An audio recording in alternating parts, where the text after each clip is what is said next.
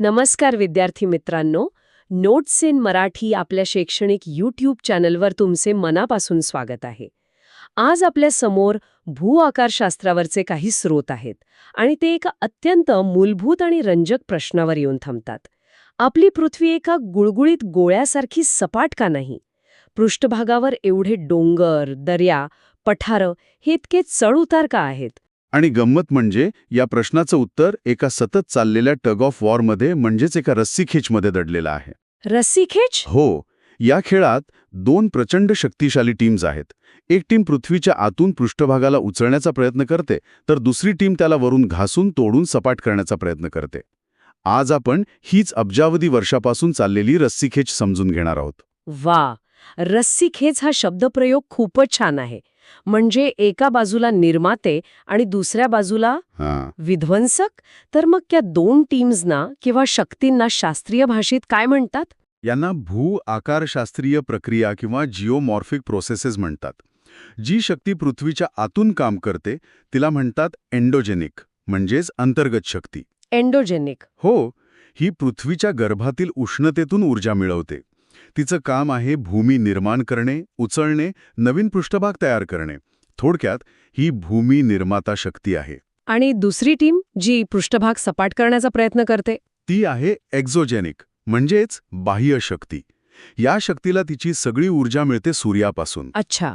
तिचं काम आहे उंच भागांची झीज करणे आणि जे सखोल भाग आहेत ते गाळाने भरणे.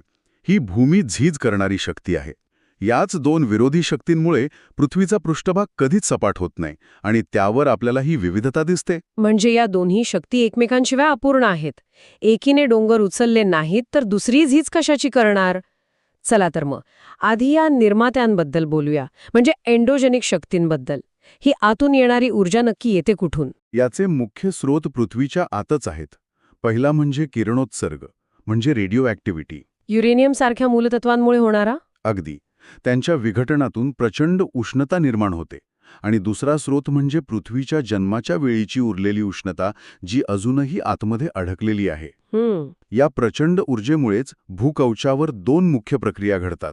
एक म्हणजे डायस्ट्रॉफिझम आणि दुसरी म्हणजे व्हॉल्कॅनिझम. व्हॉल्कॅनिझम म्हणजे ज्वालामुखी, हे सोपं आहे.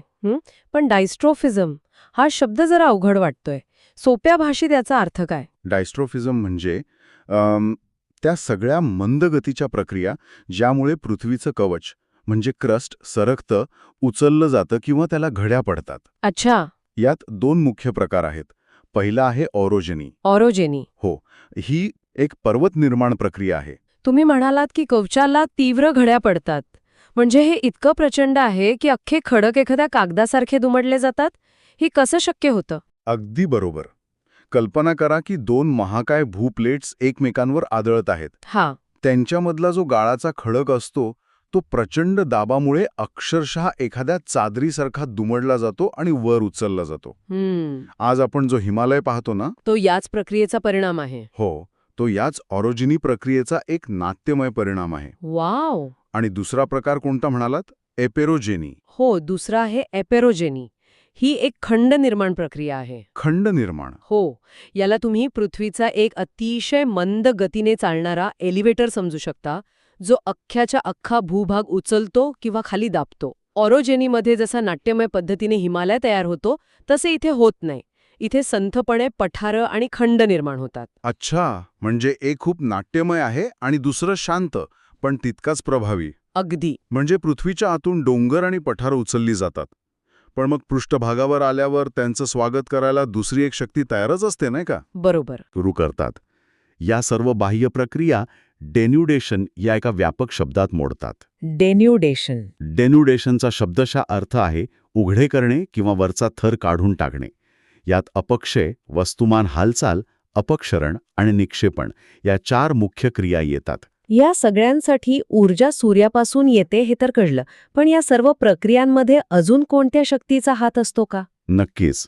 सूर्य ऊर्जा देतो, पण या सगळ्या क्रियांना दिशा देणारी एक अदृश्य शक्ती आहे, ती म्हणजे गुरुत्वाकर्षण. ग्रॅव्हिटी? हो, गुरुत्वाकर्षण उतारावर असलेल्या प्रत्येक गोष्टीला खाली खेचते. खरं तर गुरुत्वाकर्षणाशिवाय कोणतीही हालचाल, झीज किंवा वाहतूक शक्यच नाही.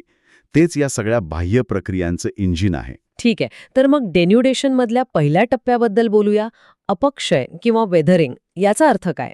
अपक्षय म्हणजे हवा आणि हवामानाच्या विविध घटकांद्वारे खडकांचे त्यांच्या जागीच म्हणजे इन सिटू विघटन होणे.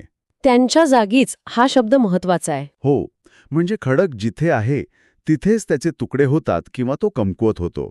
यात पदार्थांची कोणतीही मोठी हालचाल होत नाही. हे जणू काही मोठ्या इमारतीला पाडण्याआधी तिचे नट बोल्ट ढिले करण्यासारखं आहे. मनोरंजक. आणि हे नटबोल्ट डिले करण्याचे म्हणजे अपक्षयाचे काही प्रकार आहेत का? हो, मुख्यत्वे 3 प्रकार आहेत. पहिला आहे रासायनिक अपक्षय म्हणजे केमिकल वेदरिंग. म्हणजे रसायनांमुळे होणारे बदल. बरोबर. यात हवा आणि पाण्यातील ऑक्सिजन, कार्बन डायऑक्साईड यांसारखे घटक खडकांमधील खनिजांसोबत रासायनिक प्रक्रिया करतात आणि त्यांना विरघळवतात किंवा कुजवून टाकतात. लोखंडाला जसा गंज लागतो तसंच काहीसं खडकांचं होतं. आणि दुसरे प्रकार? दुसरं आहे भौतिक किंवा यांत्रिक अपक्षय, फिजिकल वेदरिंग. यात कोणत्याही रासायनिक बदलाशिवाय केवळ भौतिक शक्तींमुळे खडक फुटतात. उदाहरणार्थ? अविश्वसनीय आहे. आपल्या स्रोतांमध्ये एक्सफोलिएशन नावाच्या एका विशेष परिणामाचा उल्लेख आहे. तो याच प्रकारात येतो का? अगदी. एक्सफोलिएशन म्हणजे खडकांवरून कांद्याच्या सालीप्रमाणे पापुद्रे निघणे. कांद्याच्या सालीसारखे. हो, हे मुख्यतः दाबमुक्तीमुळे किंवा तीव्र तापमान बदलामुळे घडतं. दिवसा तापमानामुळे खडक प्रसरण पावतो आणि रात्री आकुंचन पावतो.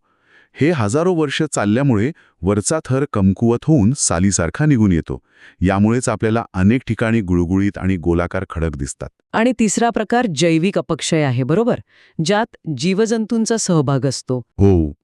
तिसरा आहे जैविक अपक्षय, बायोलॉजिकल वेदरिंग.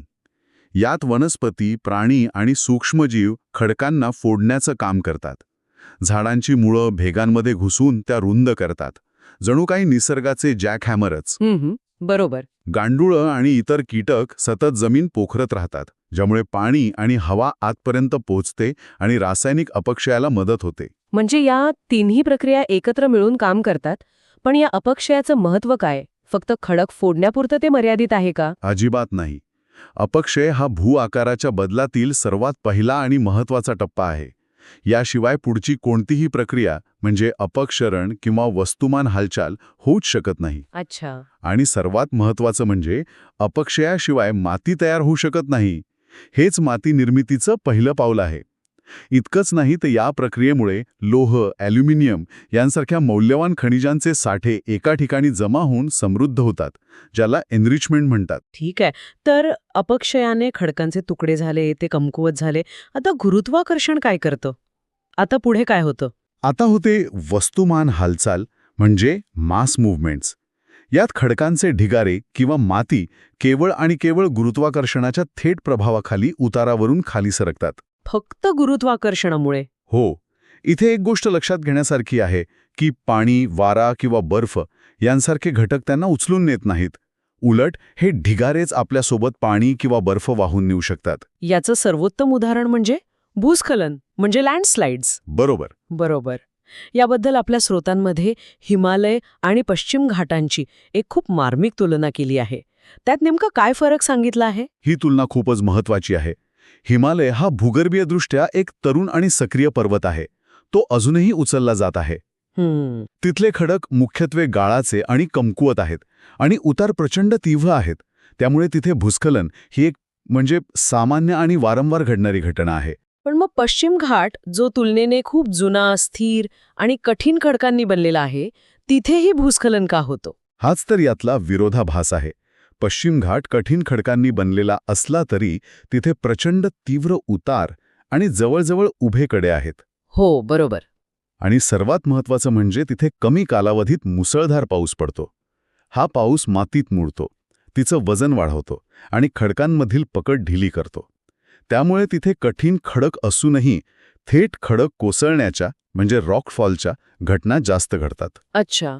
म्हणजे दोन्ही ठिकाणी भूस्खलन होतं, पण त्यामागची कारणं आणि प्रक्रिया थोड्या वेगळ्या आहेत. अगदी. एका ठिकाणी खडकांची रचना कारणीभूत आहे, तर दुसऱ्या ठिकाणी हवामान आणि उतार. आता माझा एक प्रश्न आहे. वस्तुमान हालचाल आणि अपक्षरण म्हणजे इरोजन यात नेमका फरक काय आहे? कारण दोन्हीमध्ये पदार्थ उतारावरून खालीच येतात. हा, एक महत्वाचा फरक आहे. वस्तुमान हालचालीमध्ये गुरुत्वाकर्षण हे एकमेव चालक आहे, पण अपक्षरणामध्ये एक गतिशील कारक म्हणजे डायनॅमिक एजंट असतो. जसे की नदी. बरोबर. वाहते पाणी, वारा, हिमनदी किंवा समुद्राच्या लाटा हे कारक खडकांच्या तुकड्यांना केवळ उचलत नाहीत, तर दूरपर्यंत वाहून नेतात, म्हणजेच त्यांची वाहतूक करतात, ट्रान्सपोर्टेशन. म्हणजे वस्तुमान हालचाल म्हणजे वस्तू छतावरून खाली पडण्यासारखा आहे. हो. तर अपक्षरण म्हणजे कुणीतरी ती वस्तू उचलून दुसऱ्या खोलीत नेण्यासारखं आहे. काय सुंदर उदाहरण दिले, अगदी बरोबर. आणि मग निक्षेपण म्हणजे डिपॉझिशन म्हणजे ही वस्तू खाली ठेवणे. अगदी बरोबर. निक्षेपण हे अपक्षरणाचाच परिणाम आहे. जेव्हा नदी, वारा किंवा हिमनदी यांसारख्या कारकांची गती आणि ऊर्जा कमी होते, तेव्हा ते वाहून आणलेला गाळ जमा करू लागतात. त्रिभुज प्रदेशासारखं. परफेक्ट. नदी जेव्हा समुद्राला मिळते तेव्हा तिचा वेग कमी होतो आणि ती आपल्यासोबत आणलेला गाळ तिथेच टाकते, ज्यामुळे त्रिभुज प्रदेश म्हणजे डेल्टा तयार होतो.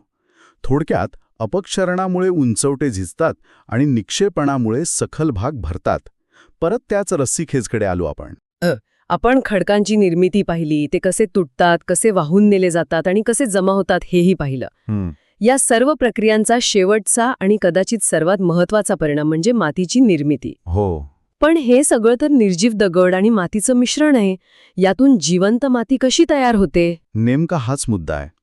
माती निर्मितीची प्रक्रिया, ज्याला पेडोजिनेसिस म्हणतात, ती अपक्षयाने तयार झालेल्या निर्जीव चुऱ्यावर म्हणजे वेदरिंग मॅन्टलवर सुरू होते.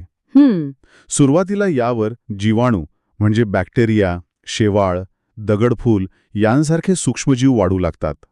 हे जीव मरतात आणि त्यांचे अवशेष त्या चुऱ्यात मिसळतात, ज्यामुळे ह्युमस तयार होतो. ह्युमस? हो.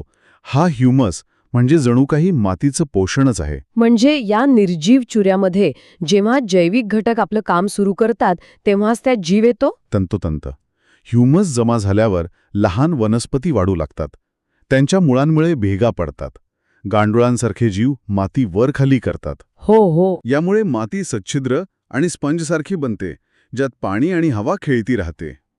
हळूहळू हजारो वर्षांच्या प्रक्रियेनंतर खनिज आणि सेंद्रिय उत्पादनांचे एक जटिल मिश्रण तयार होते आणि एक परिपक्व माती जन्माला येते. आपल्या स्रोतांमध्ये माती निर्मितीवर परिणाम करणाऱ्या 5 मुख्य घटकांचा उल्लेख आहे. ते आपण सोप्या पद्धतीनं समजावून घेऊ शकतो का? नक्कीच. पहिला आणि सगळ्यात महत्त्वाचा घटक म्हणजे जनक सामग्री, पेरेंट मटेरियल. म्हणजे मूळ खडक कोणता आहे? म्हणजे बेसॉल्ट खडकापासून बनणारी काळी माती ही वाळूच्या दगडापासून बनणाऱ्या मातीपेक्षा वेगळी असणार, बरोबर? अगदी बरोबर. दुसरा घटक आहे स्थलाकृती, टोपोग्राफी. तीव्र उतारावर माती जमाच होऊ शकत नाही. ती पावसामुळे वाहून जाते. सपाट प्रदेशात जाड मातीचे थर तयार होतात. तिसरा घटक, जो एक सक्रिय घटक आहे, तो म्हणजे हवामान, क्लायमेट. उष्ण आणि दमट हवामानात रासायनिक प्रक्रिया वेगाने होतात आणि माती लवकर तयार होते. आणि उरलेले 2 घटक? चौथा घटक सुद्धा एक सक्रिय घटक आहे, तो म्हणजे जैविक क्रिया, बायोलॉजिकल ॲक्टिव्हिटी. जिथे जास्त वनस्पती आणि जीवजंतू असतात तिथे ह्युमस जास्त तयार होतो आणि माती अधिक सुपीक बनते. आणि पाचवा पण तितकाच महत्त्वाचा घटक आहे वेळ, टाईम. मातीला परिपक्व होण्यासाठी आणि तिचे थर विकसित होण्यासाठी हजारो वर्षांचा कालावधी लागतो. म्हणूनच माती हा एक अत्यंत मौल्यवान आणि भरून न येणारा स्रोत आहे. खरं सांगायचं तर माती इतक्या गुंतागुंतीच्या प्रक्रियेतून तयार होते हे मला माहीतच नव्हतं. आपण तिला किती गृहीत धरतो, म्हणजे आपण ज्या मातीत झाडं लावतो ती तयार व्हायला हजारो वर्ष लागली असतील. बरोबर. आणि इथेच आजची चर्चा एका महत्त्वाच्या टप्प्यावर येते. तर आजच्या चर्चेतून एक गोष्ट स्पष्ट होते की आपला पृथ्वीचा पृष्ठभाग हा एक जिवंत आणि सतत बदलणारं क्षेत्र आहे. अंतर्गत निर्माण करणाऱ्या शक्ती आणि बाह्य झीज करणाऱ्या शक्ती यांच्यातील अब्जावधी वर्षांच्या संघर्षामुळेच आपल्याला डोंगर, दर्या आणि मैदाने यांसारखी विविधता दिसते. अगदी बरोबर. आणि या सर्व प्रक्रियांचा अंतिम आणि सर्वात सुंदर परिणाम म्हणजे ती माती, ज्यावर आपलं संपूर्ण जीवन अवलंबून आहे. या स्रोताने आपल्याला नैसर्गिक प्रक्रिया कशा अत्यंत मंद गतीने पण निश्चितपणे कार्य करतात हे दाखवले.